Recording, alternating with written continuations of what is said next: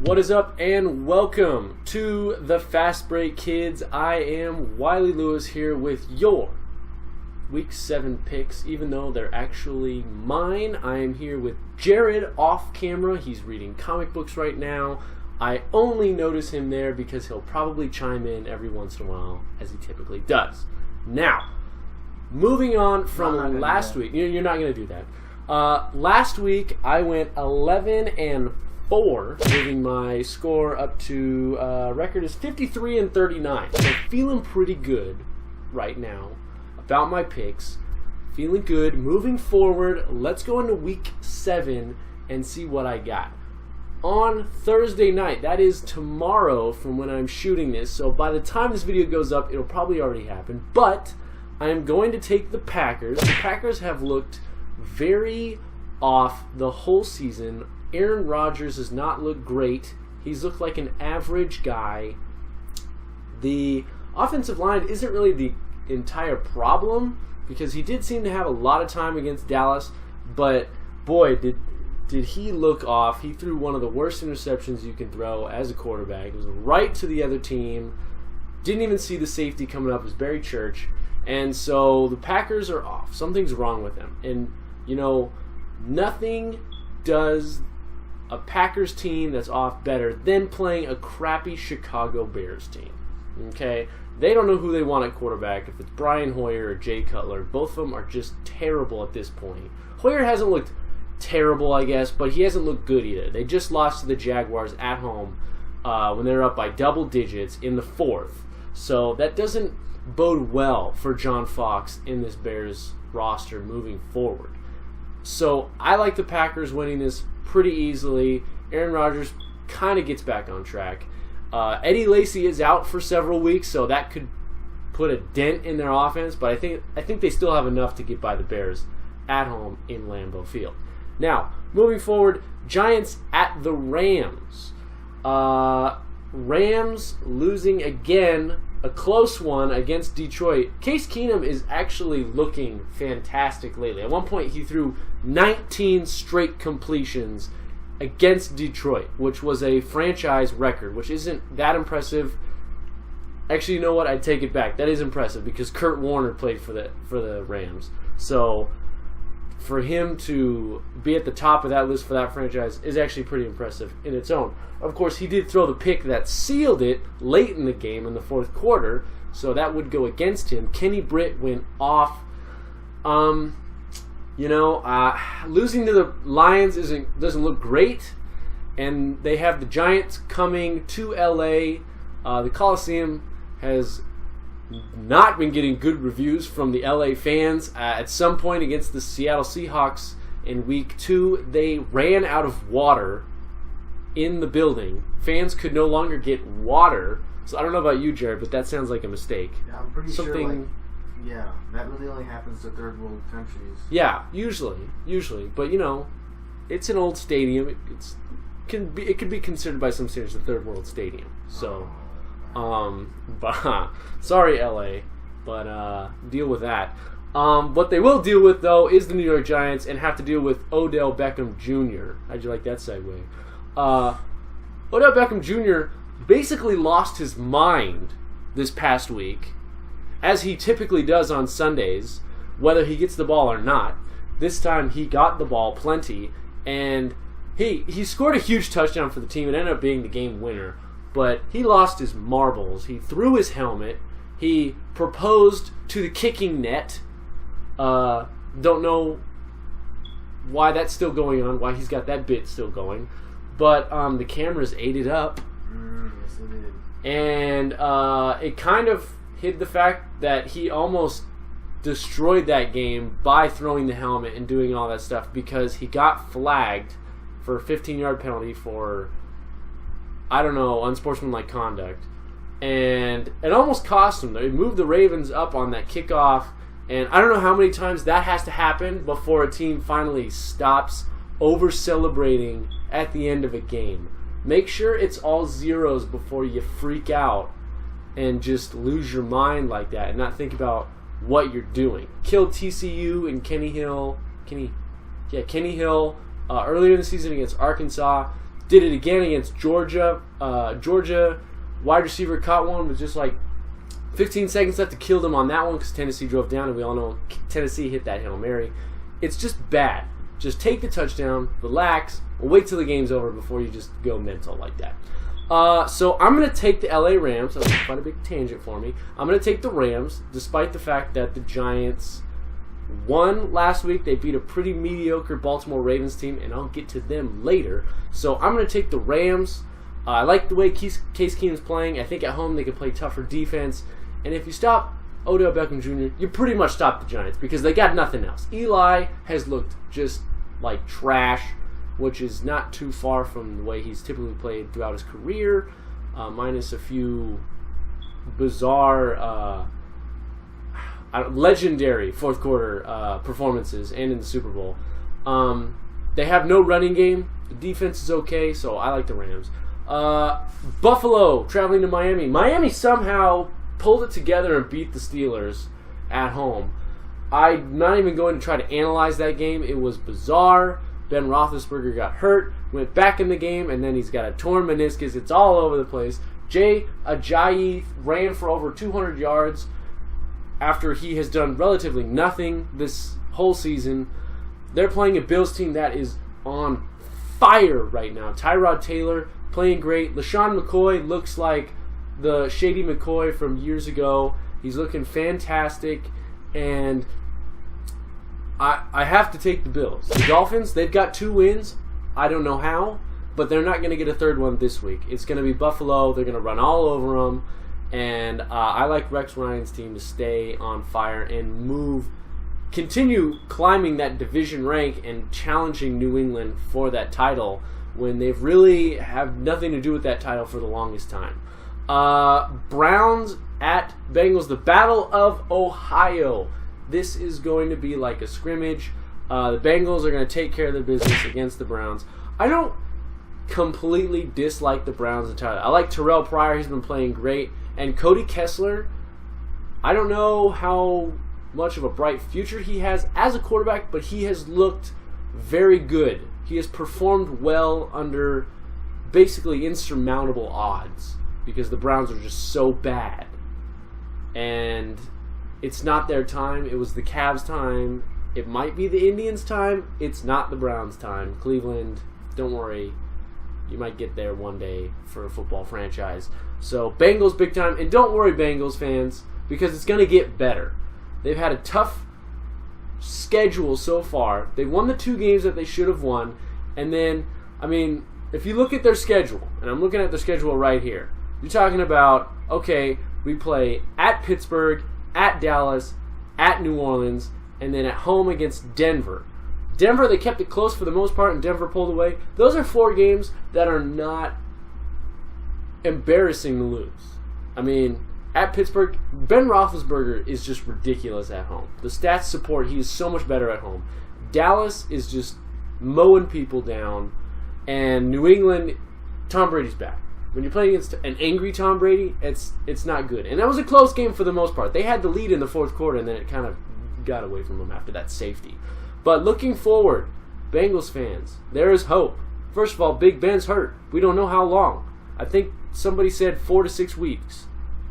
That's a good amount of time, and that's a lot of Landry Jones throwing the ball around for Pittsburgh Steelers. You can't trust that guy. You've got Cleveland and Washington coming up. Both games you should win. Then a bye, rest, get ready. Then you got the Giants, the Bills, the Ravens, the Eagles, the Browns again, the Steelers, Houston, and Baltimore. That's a soft schedule, people. So Cincinnati's going to have a really good run in this second half. And I'm not just saying that because I picked them to go to the Super Bowl. But I kind of am. No, I'm just kidding. I'm not. Now, moving forward to the next game. Redskins at Detroit. Redskins on a 4-game winning streak. Jared, I bet you didn't expect me to say that. Redskins, 4-game winning streak. Taking on the Detroit Lions aren't hot yet, but they're simmering. They're ready to boil, all right? We got Golden Tate on the verge. Had a huge game last week. Is he back, or was it just a 1-game thing? I don't know. Matthew Stafford, former fat kid, current fat man, still playing at a high level. He throws that ball around like Brett Favre, just winging it around, whether it's an interception or a touchdown. He doesn't really care at some point. Like it was a cucumber. Like it was. Broccoli. There you go. If you caught whatever Jared said, I totally agree with it. I don't even know exactly what he said, but I agree with it. Something about broccoli, right? Throwing it like it was broccoli because he's a current fat man. There you go. Yeah, get away from me. Yeah. I'm going to take the Lions at home. Their defense has been playing great lately. Darius Slay has been fantastic as that lockdown corner. And I really like them to keep the winning ways going. Now, Colts going to the Titans. Let's all sit back and realize that hopefully this is the Chuck Pagano farewell tour. Because that guy looks lost. This Colts team is not good. They just blew a huge lead to the Houston Texans against Brock Osweiler, who I will get to in a little bit. Okay? Colts look terrible. They're just lost out there. They have no talent outside of Andrew Luck and Vontae Davis. Okay? They got an old running back. Their wide receivers are all banged up and pretty much disappearing. Their defense is non-existent. Their offensive line is terrible. I don't know what they've been doing besides paying Andrew Luck, but it is not working. And Chuck Pagano, like I said in the hot seat video, is gone. All right? Josh had Jeff Fisher, who, we can save that for another time. But Chuck Pagano, he's done. And I'm picking the Titans here. I don't think Titans are that great, but they're on the up. The Colts are not. I'm taking Tennessee.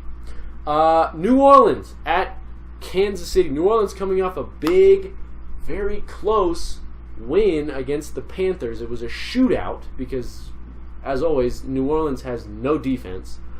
And Kansas City coming off a big win against Oakland on the road.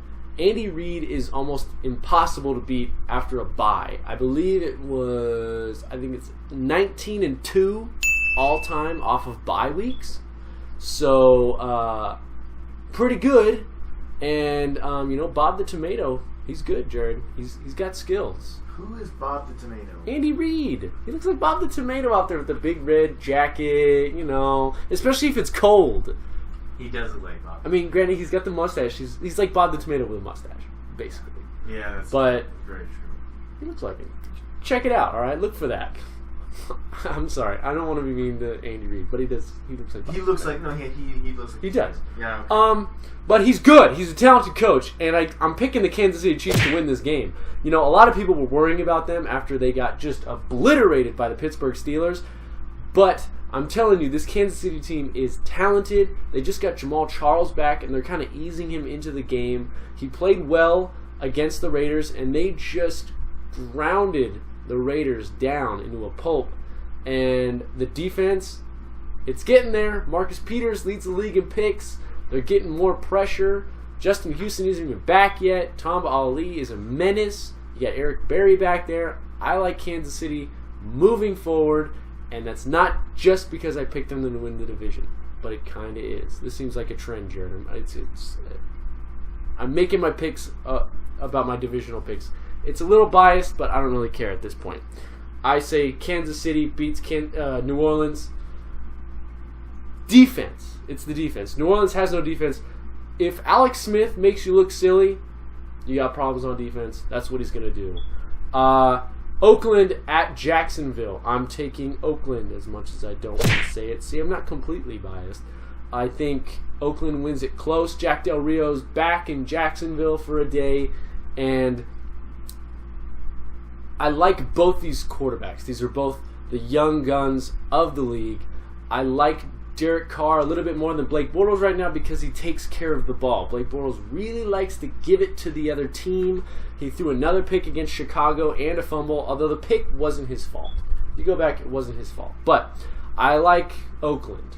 Close by just a razor's edge. Moving forward, Minnesota at Philadelphia. I'm taking Minnesota. They're undefeated. They look phenomenal. Coming off of a bye. Carson Wentz really looks like a rookie now. I know people were freaking out after the first few weeks. Oh my gosh, he's so great. Well, he's finally coming back down to the ground, and he doesn't look so great anymore. He looks exactly like a rookie quarterback. And look, the way this league works, they'll figure you out. You have to evolve with the league. You got to stay good. You got to stay on top of it. You got to make the defenses do what you want. You got to be able to manipulate them. Right now, he's not able to do that, and people are figuring him out. So I'm taking Minnesota. Baltimore travels to New York against just a struggling Jets team looking for answers. Fitzpatrick is throwing interceptions left and right. He's not making the right plays. The team is losing. They're 1-5, and they are turning to Geno Smith, and that tells me right there they're going to lose because Geno Smith is not good, and I think he's proven that every time he gets in the game. He proved it at the end of the Arizona Cardinals game. Came in and threw a pick. I mean, that should tell you everything you know about Geno Smith. Even when the pressure is off, he's not very good. I like the Ravens, as mediocre as they look. Joe Flacco has been Vanilla Joe from the beginning. He is not good. He looks almost disinterested out there. And his game, his duel with Eli Manning was tough to watch. Both guys look disinterested, as if they don't even want to play. It seems like if you just look at their faces alone, as if they don't even know where they really are. Yeah, sometimes they'll wander on. It's like they wandered onto the field and they're like, "I guess I'll throw this ball around to this crazy guy Odell over here." So, as much as I don't like the Ravens, I'm going to take them because I don't like the Jets even more. Chargers traveling to Atlanta. Atlanta, close loss to Seattle. Atlanta looks for real. And last year they started 5-0, and a lot of people thought they were for real, and they turned out to be fake. But this year, they went to Denver, and they beat the Broncos. And then they just went to Seattle and came back when typically if Seattle gets up on you quickly in Seattle, it's usually over by the second quarter. They'll put up 30, they'll get a special teams play, that place will go nuts, and you're pretty much done. But Atlanta really surprised me by coming back from an early deficit, going ahead, and then an unfortunate interception, and then a no call on the interception on the last play of the game, which Julio Jones was clearly grabbed and mugged by Richard Sherman, but refs weren't really paying attention. So I don't know who should have won that game, but Seattle won it on the scorecards. And Atlanta really proved a lot to me. That being said, San Diego's looked good as well. They just beat Denver at home. And Phillip Rivers, you can't go against Phillip Rivers most of the time. You don't bet against him. It's his team, on the other hand, that you can bet against. Because, wow, it's almost like they're not a real NFL franchise. How unlucky they get at the end of these games. I mean, just the amazing things that happen. Jared, you've seen it all as well. The bad news bolts. San Diego, it's a mess. It's a mess from top to bottom, outside of Phillip Rivers. And Joey Bosa. Forget about it. That guy is good. I tweeted about it the other week, It was a punk move for him to hold out, but you see why the Chargers picked him up in that second overall spot. He looks great. He's making plays. He's causing a lot of problems for the other team every time he's on the field. And he's been on the field for limited snaps. He's not on there all the time. So there's a bright spot for San Diego fans moving forward. I like Atlanta. I think the Chargers can win this, but their problems in the fourth quarter they always catch up to them. So Same thing here. I see Atlanta winning it late. Tampa Bay at San Francisco. Not even going to talk about this. Tampa Bay. San Francisco's terrible. Whether Kaepernick or Blaine Gabbert is in there, I don't really care. Patriots at Steelers. I'm taking the Patriots. I don't trust Landry Jones, even if they're at home. Tom Brady can't go against them, especially against the defense that just got beat up by the Miami Dolphins. Seattle at Arizona. I'm taking Arizona. Seattle looked a little lost out there sometimes in the secondary. Richard Sherman freaked out on Cam Chancellor and his teammates.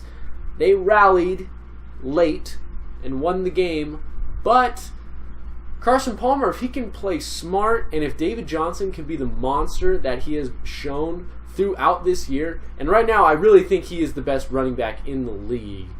I know a lot of people like Ezekiel Elliott, but David Johnson does not have that offensive line. He's running behind two backup guards right now, and he is absolutely destroying people, sometimes single-handedly, when the quarterback play is not there. See the San Francisco game from a week ago with Drew Stanton doing pretty much nothing. David Johnson really took over in that second half, and he took over in this New York Jets game as well. I like the Cardinals at home beating Seattle. And finally, Monday Night Football, Houston Texans at Broncos. Brock Osweiler comes back to Denver. He says there's no ill will, but let's be honest, he's going to really want to beat them. John Elway said earlier in the season that sometimes the best free agency pickups are the ones that you don't make. There's a shot right at you, Brock. But frankly, he's right. Brock Osweiler has looked terrible this year. You can say all you want about the amazing comeback against the Indianapolis Colts last week, but honestly, I'm not buying it. The Colts are terrible, so if you couldn't beat them in the first three quarters, you got problems. A win is a win, but I still think Houston has a lot of problems moving forward. I like Denver, whether they're starting Trevor Siemian, Paxton Lynch, if Kubiak's on the bench or not. I like Denver, and that pretty much rounds out my Week 7 picks. If you disagree or if you have a comment, go ahead, post at the bottom. I love having conversations. I love the disagreements because I love talking about football in general, obviously. That's why I'm here. So let me know what you think right there in the comment section. Moving forward, keep watching our videos. Thank you for subscriptions. Tell your friends. Tell everyone you know. We're the Fast Break Kids. And, we like to keep it loose, like to have fun, sports, video games, entertainment, everything. We like to do it all for you guys. And look forward to our NBA videos coming up. We got the season coming up. You excited, Jared? Very. Hey-o! Very. I am very as well. Ryan is excited, too.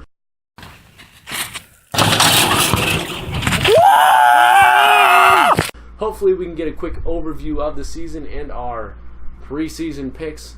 See where we think the Phoenix Suns are going. Anyways, thanks for tuning in. We'll see you next time on the Fast Break Kids.